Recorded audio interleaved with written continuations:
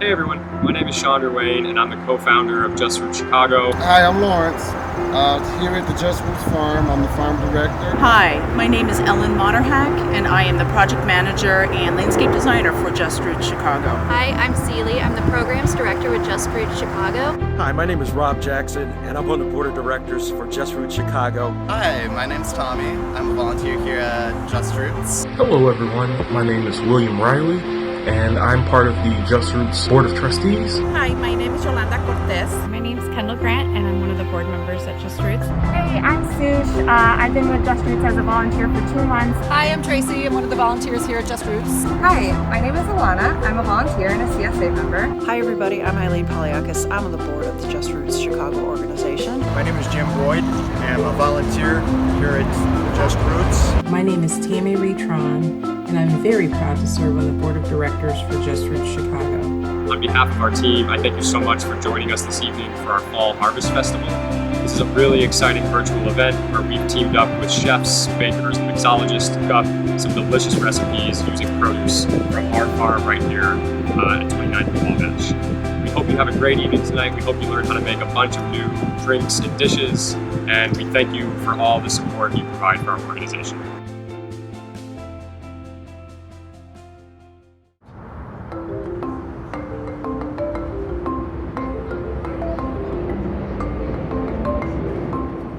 I see no aprons and gloves. They're right here. All right, how we coming?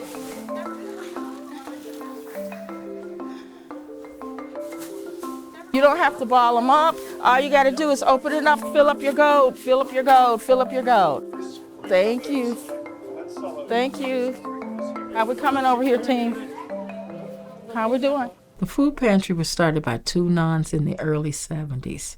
As a need, they saw a need for people who needed food in this area. So when I first came to St. James, I was the client. And I had gone through many hard times. And then I came here and being desperate in whatever I was going through in life. And they asked me to volunteer. And so as my life was getting better, I was volunteering here. And they believed in me enough, more than I believed in myself, to be employed here. It's my opportunity, like I said, to give back. It means a lot to me because I know they helped save my life, really. And they helped me, they were a support system for me as I was going through my trials. Why are people here today? To get food. Yes. And what is the reasons that people need food? What are some reasons people need food? So they don't starve. Yeah. But what did you notice we gave out mostly today? Veggies. Okay, produce. We're in what is known as a food desert. Do you know what a food desert is? Guess. A place full of food where you give it to people. Well, you're almost there. It's a place where people can't get enough food, especially fresh produce, because grocery stores are so far apart from each other. We ask our clients what would the foods they would like, and fresh produce goes to the top of the list. So we partner with Just Roots, and they have freshly grown produce. And we know that that's the best item that we could give our client. In 2016, my good friend Sabrina and I talked about, what if we started a farm in the city and used that as a platform to grow food for the local community, provide educational programming to empower people with skills to grow their own food and build community in the process. We are right now looking at a space that we are considering to partner with St. James and the Archdiocese. We want them to consider allowing us to use this land to do our farming. So if everything works out, we'll be here next 2020. We could have a garden here, which we see would help not just us, but the community. It would be participation with some of the clients. Some of the community would participate, hopefully, in that program of the gardening. Oh, Everything in my kitchen is red because I cook with love. And that's what that means to me. Nobody would believe how much red. I just got to show you. See all of that? The meal is nice, but you know, everybody can't have the meal. So if you didn't have the meal, Thanksgiving still has to be about something. Before we even eat, we all have to go around the table and say 10 things we're grateful for. We just usually forget those 10 things. We take it for granted. And I have my apartment. I was on the street. I've come from the street to this. I am very grateful and thankful. I have had many clients come crying for a lot of things, but they go out crying tears of joy. And we can just make things better, just for that, even if it's for that minute. It took me a long time to realize in my heart, I can't fix it, I can't end all the hunger. But I can smile, I can listen. I'm where I think, I'm where I know God wants me to be. Our philosophy at the food pantry is empowerment. So it's about helping not only clients, but volunteers, staff like I, to grow, to go to a better place. I want every person to be able to have access to healthy foods, right? Like, this is a really holistic process where people are not just being fed good food that's good for them, but their minds and their hearts are being fed as well. It's not just about feeding and stopping you from starving. It's about feeding your soul, feeding your emotions, feeding you in so many ways. It's more than food. It's just more than food.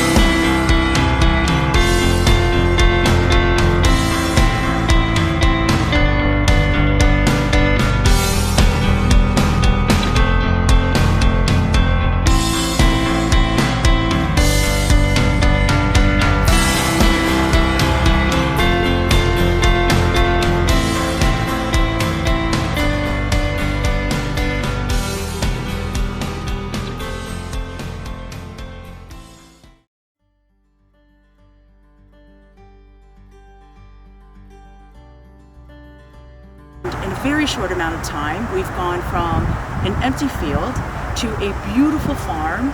We are growing so many different crops. We've got 10,000 square feet of growing space in an 18,000 square foot farm.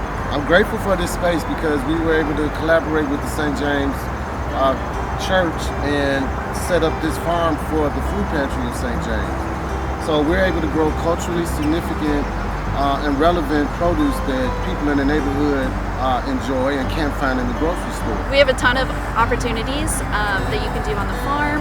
We would love your support coming out as a volunteer. We have an amazing CSA program where you receive fresh veggies and other produce every week or bi-weekly. As a long-term resident of Bronzeville, I'm really excited to be a part of this organization to help bring forward the message of healthy eating and access to quality produce.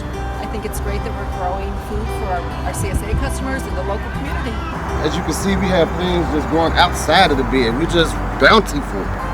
I didn't even notice this when I came. It's so cool.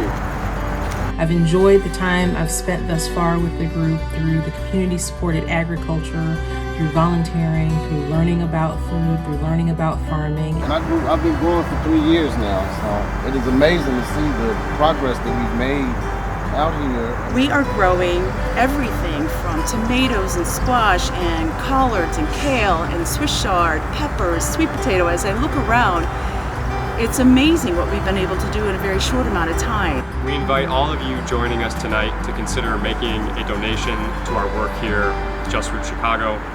By making a contribution, your dollars go directly to supporting our work here on the farm, growing food with and for the local community, providing dynamic hands-on educational programming, and bringing people together in the process. We hope you'll consider making a contribution today, and we thank you for all your support.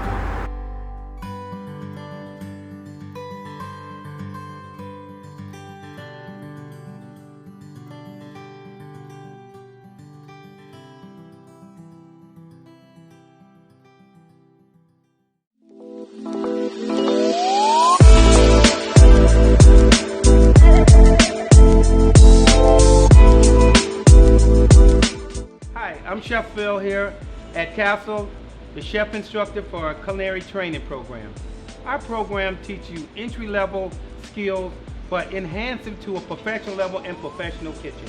We also provide you with sanitation certificates, job placement, and assistance with that also.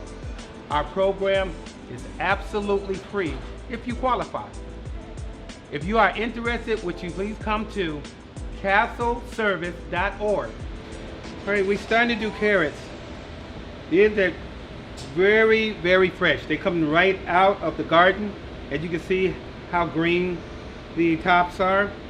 But when they come in out of the garden, you gotta really wash them very well. But we're gonna take a peeler, and you just peel it right down and actually get to the flush. One way.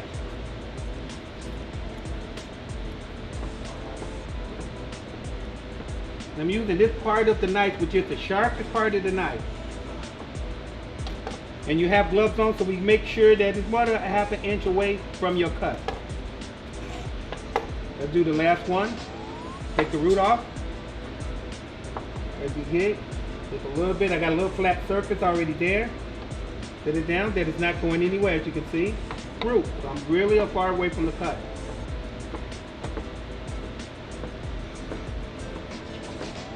And I'm slicing. As you can see, I'm slicing through. I'm not chopping. All right, as you can see, our water is boiling, and that's the point we want to be at. Now, carrots is naturally sweet, have natural sugar that's in there, but we want to enhance it just a little bit.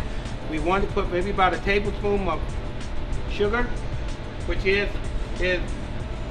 not as much as more than 2 tablespoons or 3 tablespoons, just enough to put some extra sugar in the water to make the carrots a little bit sweeter. So, after I put the carrots in the boiling water, and you can see how it comes down immediately. So we're only going to let that blanch. It's not a boiling, we are blanching. As you start them, they're getting really, really orange, and the color will really come out. You can tell that they're just about done there. You want to be fork or knife tender. I bring a knife here, and I bring it out. I can use a paring knife for that. I'm using my chef's knife, and I just want to be able to poke it a little bit, and as it goes through, you can tell it's done. All right, you shutting those things off.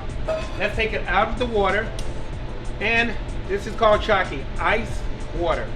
And this is actually stop the process of the carrot from cooking. And we're going to put all the carrots, and I'm using a slotted spoon. If we have more, we'll use a colander, and it goes right in the shocking water.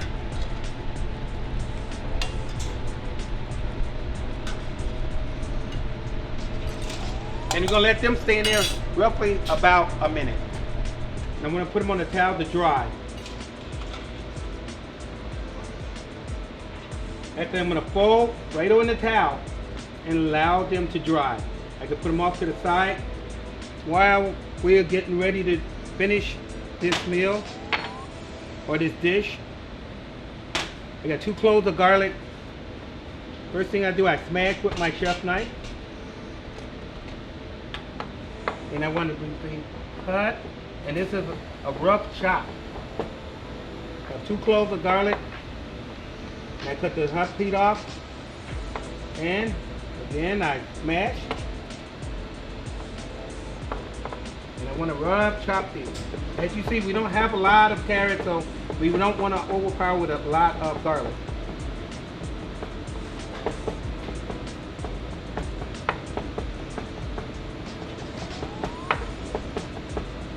And as I'm chopping, you see, I'm actually not moving the top of the knife moving. I'm actually just sliding it over the garlic.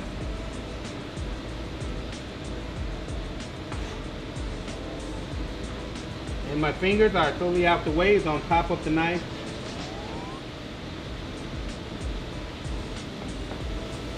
And we got a rough chop there. That was 2 cloves of garlic. And we have 2 tablespoons of honey, kosher salt, black pepper, olive oil. All right, the first thing we want to do is get our pan really hot first. Before you start, you have to get your pan really hot, okay? We're gonna give it a few minutes. You can tell by this a little warm. And as you see, I'm gonna show you our carrots. And look how orange they are. Look at the vibrant color that comes out. I'm going to start with a little bit of olive oil. Coat the pan. And remember, the carrots are pretty much done already. You can see the flexibility, but they're not much. So right now, all we're doing is putting flavor and bringing it up to heat. We're going to add our carrots.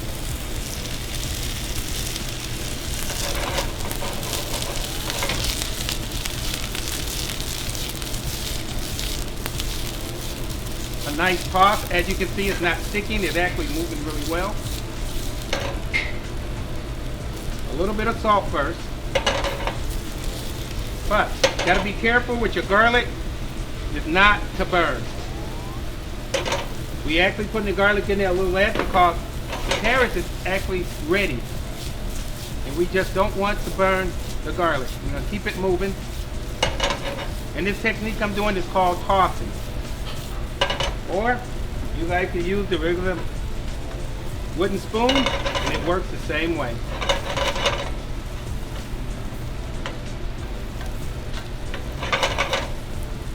We're going to cook that for about a couple of minutes, and you can start smelling the garlic. You can smell the garlic and you can smell the carrots at the same time.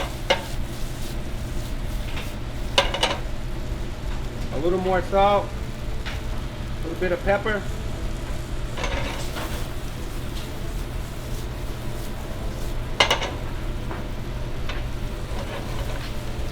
I'm going to add a very little bit of oil, and then my honey. And as you can see, the honey starts getting almost like a sauce almost. It's coming right to it. And that's a nice little glaze.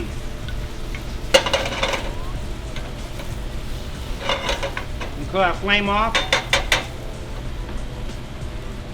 We're going to add the rest of the honey.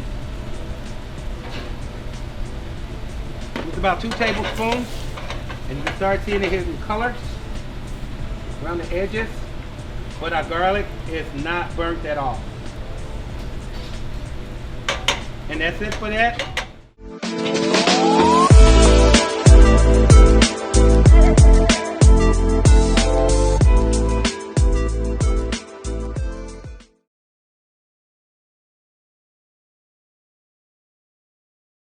Hey family, it's me, the Chef Maria. I have missed you. I've spent the last few years meeting up with you guys at farmers markets, food pantries, and other places doing demos, educating you on cheap, healthy, really convenient, and tasty ways to incorporate items commonly thrown away into foods that you eat every day. So let's get to it. One of the things that I wanted to go over was fried green tomatoes. Now, green tomatoes are in essence tomatoes that are unripe. So a lot of people may not know what to do with them and they throw them out. They're very tough. They are very, very tangy and sometimes even sour. But that toughness makes them really good in holding up to being cooked, especially being fried, how we're gonna do right now. Also, that tanginess, that tangy and sourness gets toned down when it's cooked also. So we've got some great in-season green tomatoes from Just Roots Farm. Oh my gosh, you guys have got to experience local. It's so much better, so much better. So let's get to it. The first thing you wanna do is make sure that your cutting board is on a very sturdy surface, because if it's slipping and sliding around, you're more likely to injure yourself or, you know, lose a tomato. So again, we want to focus on as little waste as possible. So with this beautiful tomato, I slice just a little bit off the top and then cut that up. You can put it into soups or stocks or salsas, and then also go ahead and cut a little bit off the bottom the same way. Now you want to cut these tomatoes no more than about 1/4 inch in diameter, because they're gonna cook very quickly. So if you have them too thick, the outside will be done and the inside will still be very fibrous. So there you go, like that, about 1/4 inch. So then you wanna do what's called a 3-step breading. Now, you can take this 3-step breading and do a lot of things. You can 3-step bread whatever you want, especially veggies when you want to kind of cheat at being healthy. Then just go ahead and slice the eggplant and then do the 3-step breading. So what it is that once you have sliced or cut whatever it is, put it in flour. That flour sticks to the wetness. And then you take that flour and you put it in egg. Got the egg there. And then you take that egg and you dump it into the breadcrumbs. Now these breadcrumbs are actually corn flakes that I have taken and chopped up. Yay, that's a little sneaky tip. Take those corn flakes and make the breading out of it. So my flour just has a little bit of garlic powder, onion powder, and some pepper. I season the tomatoes with just a little bit of salt, or you can do adobo or any other seasoning, and then just add maybe a little bit of salt to your bowl. Then you've got this. Can coat it a little bit more, make sure it's sticking to all sides. And then you end up with these beautiful babies right here. Look at that. These are all ready to go. Make sure you have a plate here somewhere where you can do a lot at a time. And then from there, you want to always test your fire, test your grease. So put it right there in the corner. If it sizzles like that, then that means it's ready. Yes, you guys, can you hear that Hollywood sizzle? So you want to put them in there and just be careful not to let them touch, because if they touch, that breading could stick together and then it will pull apart when you go to flip them. So then, wash my hands, get that egg off of there. Once you do that, you go ahead and let them cook for about 2 minutes on each side. Once it's brown, which this one is not quite ready yet, let it go ahead and brown, and then flip it and brown the other side. And then you get these beautiful babies right here. Oh my gosh. And what better thing can you do with green tomatoes and cornflakes? So here you go. Again, I am the Chef Maria, showing you easy ways to incorporate things that are normally thrown away into elevating your everyday. So follow me on social media at the Chef Maria. Make sure you follow Just Roots. They are such an awesome farm. Go experience their produce. Thank you so much, and I will see you guys soon. We're also teaching people how to grow their own food. So not only are we growing it for them, but we're growing it with them. I've been learning a lot of things that enrich my life, and about the love for the community, because in this place I learned how to grow plants and make them approachable to the communities that most need. My favorite part of being part of the community is coming and learning something new every day about how we grow food. We are partnering with the preschool across the street the Henry Booth House, and the kids come over and they take a look at what we're growing. They're really excited about the purple carrots. My favorite part about working with Just Roots and being part of the organization is the fact that we teach people how to go and grow their own food.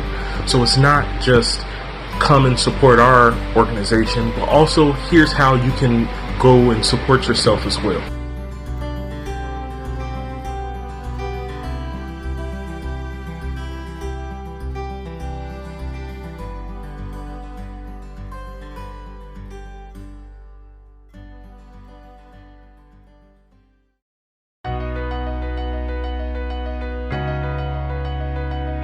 Alright, for the base we're going to be using butternut squash from Just Roots Farm. We're going to be doing Coco Lopez coconut cream.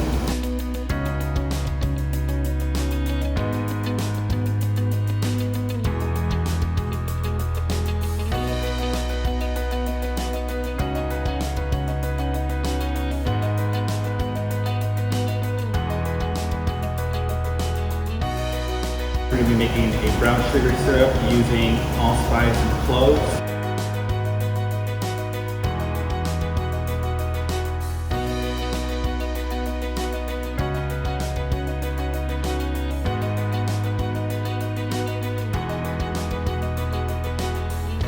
We're going to be using an egg for creating a rich, creamy texture.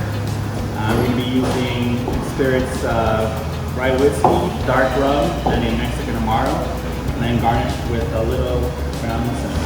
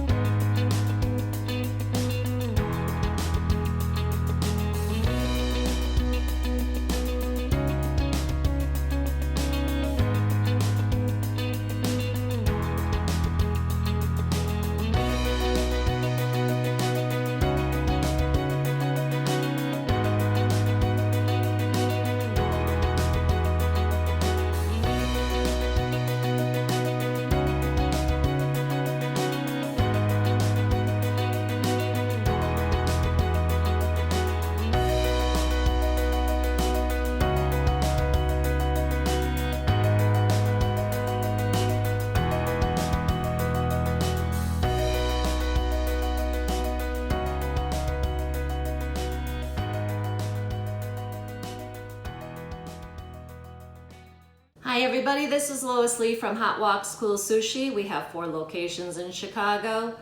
We have 2 in the north side, Old Irving Park, Roscoe Village. We have 2 in downtown. One is across the street from the Sears Tower on Adams, and the other one is located across the street from Millennium Park. Anyway, today we are working with organic vegetables from Just Roots, and they're lovely. They're just lush and gorgeous. They're not necessarily conventional vegetables that you would use in a stir fry. So like, for example, kale or Swiss chard is not something that I've generally used in the past, but I kind of like to have a little fun with it during the fall. And so, for example, you know, kale is a little bit of a tougher, very nutritious, but a little tougher necessarily to cook. So a lot of times on a stir fry, you're gonna want to time the vegetables as well, since they have different cooking times. Swiss chard, just gorgeous, gorgeous vegetable. Look at how beautiful that is. It's even crackling as I cut into it. But I love the color on a Penang or a stir fry in general. You want to, you know, make it appealing because a lot of times you are eating with your eyes as well as your mouth and your nose. So I'll put that there. Now, I know this stock is just a little bit more fibrous, so you want to try to remove what you can, but I like to include it. I like to include it. It's it kind of retains its crunchiness. Now the thing that I want to talk about is the dangerous fruit. I call this the dangerous fruit because after you cut into a butternut squash, you want to count your fingers and see how many fingers you have left. So it's a little tougher to work with. I have an ancient Chinese secret. Well, it's not ancient and it's not Chinese, but I'm ancient in Chinese, and in my book that qualifies. I take the butternut squash and I freeze it overnight. And then I take it out, let it thaw out. And what you get is something a little bit more translucent, but you'll find that it is much, much easier to use, much, much easier to cut. So let me take that. And yet it retains its melon-like texture. So that's what's really cool about using this cooking technique. So here we go. Sorry about the protective gear, but I like to kind of like cover a lot of things up so there's less cleaning. Less cleaning means less work, which is great. So put a little bit of oil there. I'd say that's like maybe 3 tablespoons, so to speak. Garlic. Garlic is definitely the go-to. Now I'm cheating a little because I pre-made the Penang sauce, which I'll add, but I will give you the ingredients to it. Don't overcook the garlic, but you do want to put some of the, you know, more tougher vegetables. And don't mind the crackling and the spinning, but this is exactly why I protect my stove.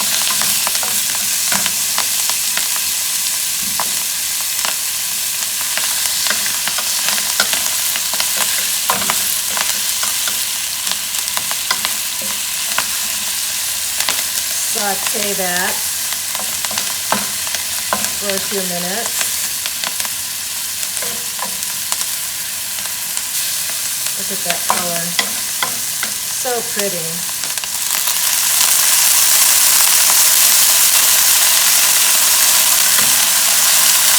So this is like why it's kind of tough doing a stir fry. It kind of gets all over the place. I even protect my oil. I give it a little bib so that I don't have to have greasiness all over the bottle. But see how nicely the butternut squash still holds up? That is one tough vegetable. And I got my super duper wooden wok ladle that I got in some store in Chinatown.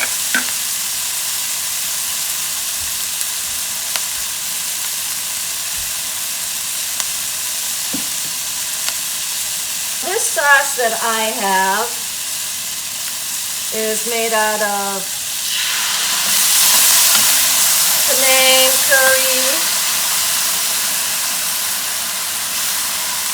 curry, coconut milk. What else? Now here's the really crazy ingredient in this Penang is, especially on a vegetarian stir fry, is there's a little peanut in there so that it's just a little more savory. Let's see, I like a little bit more gravy on it. So coconut milk, Penang, a little peanut butter, and that's the secret, and fish sauce, sugar, a lot of different spices that I put in here. And there you go. It's ready to plate.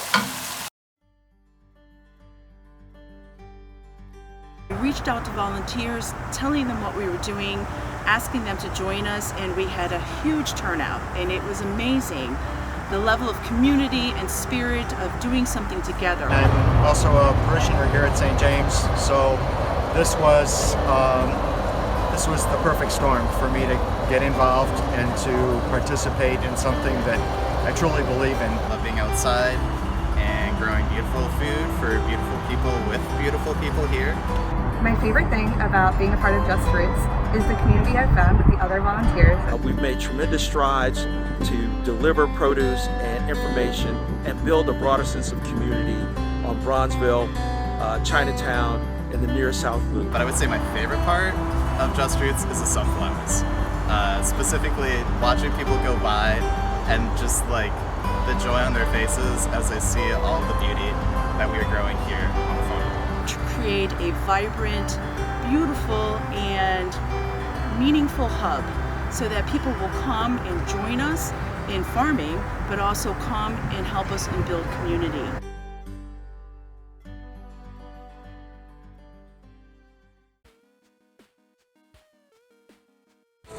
Aloha and welcome to AO Hawaiian Hideout, located at 1315 South Wabash in Chicago's South Loop community. I'm actually going to give you a quick history while giving you a tour of this beautiful tropical escape.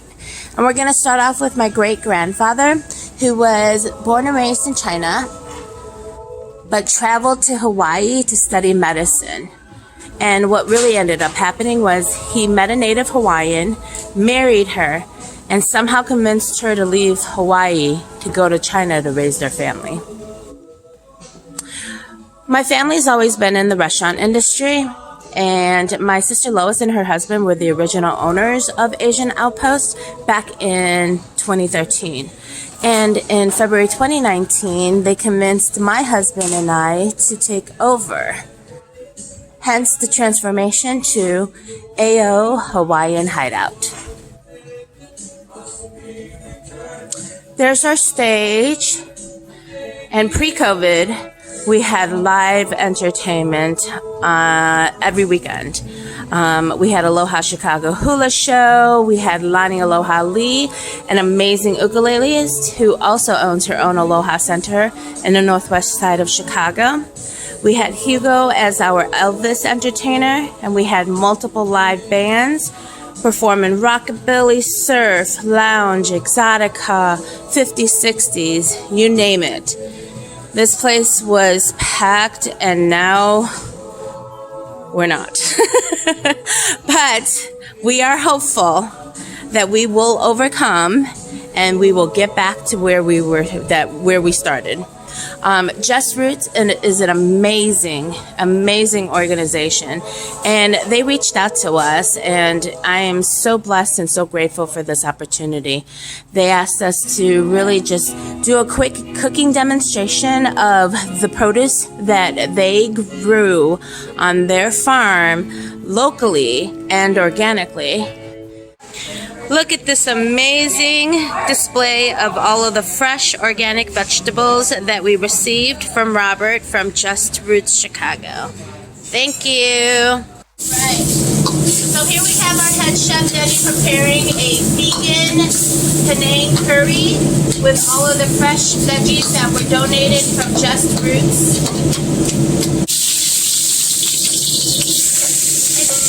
Now Denny's preparing our tofu vegan lettuce wrap.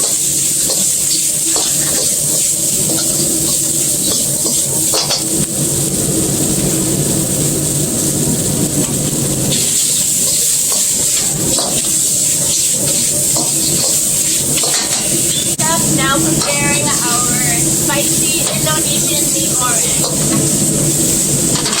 All right, welcome back to Asian Outpost, Hawaiian Hideout. We finally are at the end where we're going to be featuring all of our tasty libations as well as all of our creations that was donated through Just Roots. Here we have my father's 50-plus-year-old recipe, the delicious and very strong Mai Tai. We've got the tempura battered eggplant with a spicy creamy sriracha aioli. Here we have the tropical zombie. We've got the tofu vegan poke bowl with our Asian sesame dressing. This is gluten friendly. Oh, and look at that beautiful mango colada. And here we have our green teeny martini. We've got the delicious green beans that was donated from Just Roots. And look at this colorful, gorgeous dish. It's also our spicy Malaysian vegan mee goreng. The sauce is gluten-friendly, but the ramen is not. Here we have our vegan Thai Penang curry, which is also gluten-friendly. And last but not least, our tofu vegan lettuce wraps. Look at how gorgeous and crisp and fresh these veggies look. Aloha and welcome back to our second segment featuring our most popular island faves. Right this way. The most important thing that my father always emphasized was to really build our relationship with our customers as well as preparing food with a lot of love. So here we have our Onolicious feast. We're going to start off with our spam musubi. Yum. We've got the Polynesian fish fillet. We have the ginger garlic fried chicken. We also have a variety of sushi rolls from raw to mixed, cooked to vegan. Here we have the Hawaiian pulehu short ribs, aka kalbi. The salmon mango poke bowl. We are also featuring one of our well-received entrees, which is the Indonesian mee goreng. We have lots and lots of super noodle bowls to choose from, but today we are featuring the tonkatsu ramen and the Indonesian seafood noodle soup. Thank you, Just Roots, for giving us this opportunity to showcase AO Hawaiian Hideout.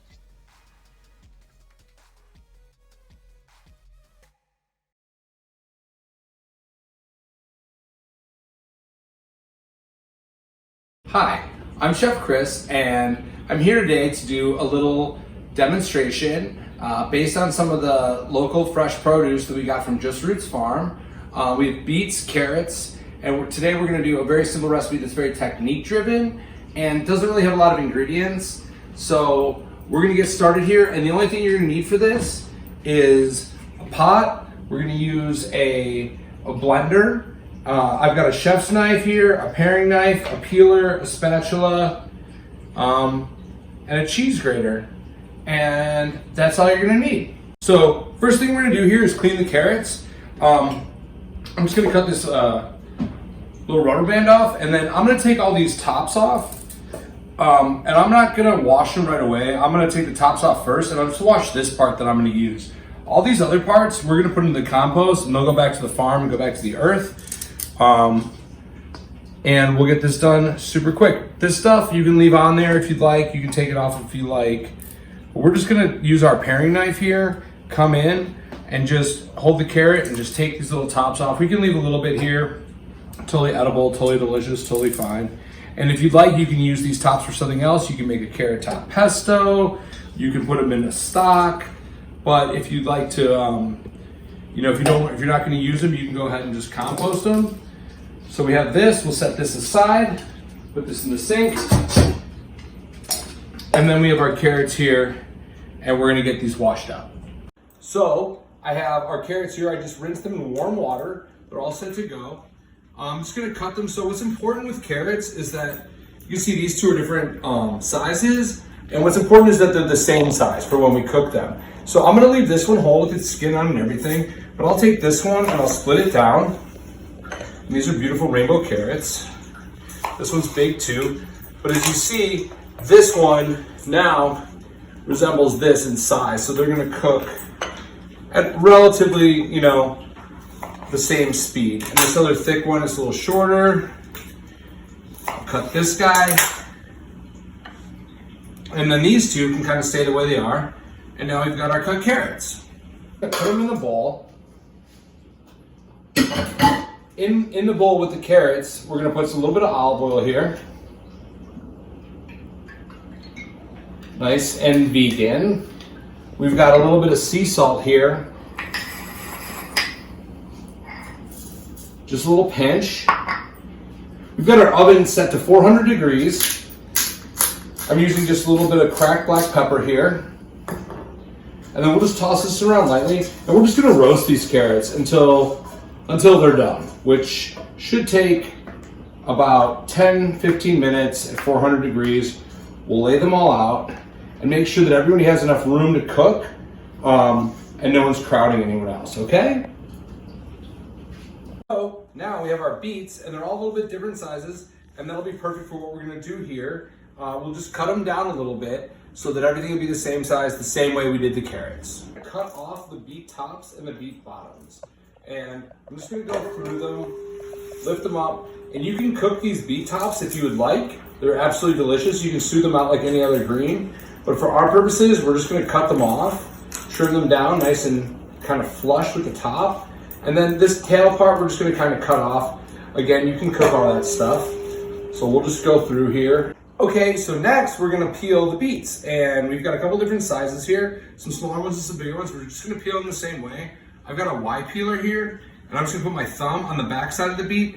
I'm gonna turn the beet as I go, putting a little pressure on there, and just turning the beet and getting the skin off as we go. So I've got a nice medium-sized pot here. I'm just gonna fill this up with some warm water. Doesn't have to be cold, don't have to start cold. And maybe 3/4 of the way up, because we have to fit all of our beets in it. And I'm just gonna cut the beets and I'm gonna add them straight to this pot. So same with the carrots. We have a bigger beet. We're gonna cut this beet down to be about the size of the other beets. So this one might be in 1/6, no big deal. And then these beets, we'll just leave the size that they are. And we'll finish cutting this one. And then we'll add a little bit of salt to our water just so it can be seasoned. And then we'll get it on the stove, and we just want to boil these beets. It couldn't be any simpler. We'll bring this over here, and we'll just get it on a high flame right off the bat, and then we'll put a lid on it. So I've got our beets here. I'm just gonna take a slotted spoon and I'm gonna transfer them here to our blender. If you don't have a blender, you can use a food processor, or you can even do this in a bowl with a whisk where you mash them up like mashed potatoes. So I've got our beets in our blender here, and I'm gonna turn it on. I'm gonna start it at its very lowest setting. And as I add our ingredients, I'm gonna turn it up higher and higher and higher. If you have something to manipulate it with, that's gonna be super beneficial. So as I'm blending it, I'm gonna add a little bit of olive oil as I go, and I'm gonna add a little bit of apple cider vinegar, salt and pepper. And if for some reason it's too dry, we're gonna add back some of that liquid that we reserved earlier. Ready, go.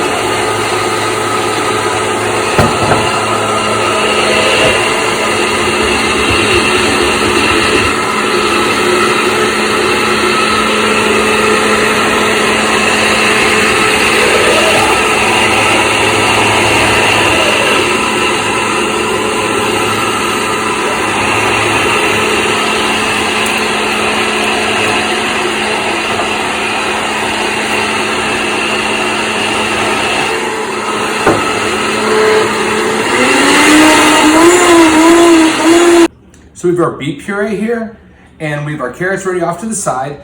And I'm just gonna use a casserole that we have here. You can use a casserole, you can use a plate, anything. This makes a great side dish for all your friends around the holidays. I got a big spoon, and I'm just gonna start adding the puree into one end. And then you can do whatever you want. I'll use my spoon, I'll just make a nice big swipe in there for our presentation here today. Got our warmed carrots here with the basil, and now I'm gonna add them to our casserole. I'm just gonna kind of place them around naturally. whatever you do that's best for you, that you feel looks nice. I think that natural is always kind of the best way to go. So we've got our plated up dish. We're just gonna garnish it a little bit. I have these beautiful basil buds and basil flowers, and these are great to go on top. So we'll just pick off some of this stuff and kind of let it fall all around just naturally. These look kind of nice with the different colors with a little whiteness in there. And then here I've got an old Parmesan grater, and you can use any grater you want. You can use a hand grater, box grater, anything. And we're just gonna put some of these toasted walnuts in here, and I'm gonna close it on up and go ahead and crank it over the top. Well, you have our final product here, beet puree with roasted carrots and grated walnuts, some basil. Thank you for joining us here in my kitchen, and I hope that you get out to the farm this fall and pick yourself up some wonderful produce and make something wonderful for your family.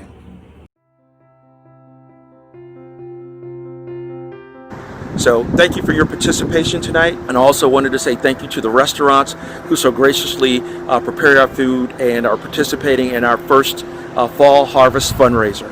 Thank you. Looking forward to many years going forward to work with the community and with the partners at St. James Food Pantry. This organization just dreams big and makes things happen. From building the new farm to reaching out to the community to growing all sorts of new things. It's just a pleasure to be a part of. It's great to be part of the team, and I've loved every minute of it. I look forward to the continuing efforts that they are rolling out despite what's going on during this pandemic. For people have been able to connect and grow and just really tap into that sense of wanting to do something, wanting to give back, wanting to see something develop and be nurtured. Just Roots Chicago has offered that up for me and for many others, and I invite you to learn more. Thank you so much, and I hope you all continue to be safe and well. What has been really amazing to me is to see the beautiful, vibrant space that this farm is come together in a really short amount of time, from the love and attention and effort of so many people who truly want to give back to the community, who want to do something in this time of need to create a community space, but something that feeds, that nurtures and helps heal communities. So I hope that you will join us. Become a volunteer, make a donation, be part of our Just Roots community. This is the first farm. We hope that we will have many farms, and with your help, we can.